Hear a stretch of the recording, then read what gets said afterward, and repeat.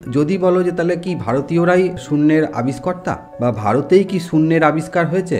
Mesopotamian সভ্যতায় কি uniform, অর্থাৎ ওই কাদা মাটি শুকনো করে তার উপরে কাঠি দিয়ে এক ধরনের লিপি লেখা হতো, ওটাকে কি ইউনিফর্ম বলা হতো। কিলোকাকার আকৃতির বিভিন্ন ধরনের প্রতীক দিয়ে বোঝানো হতো সংখ্যা ইত্যাদি। কিন্তু সেই সময়ে কোনো শূন্যের উল্লেখ নেই।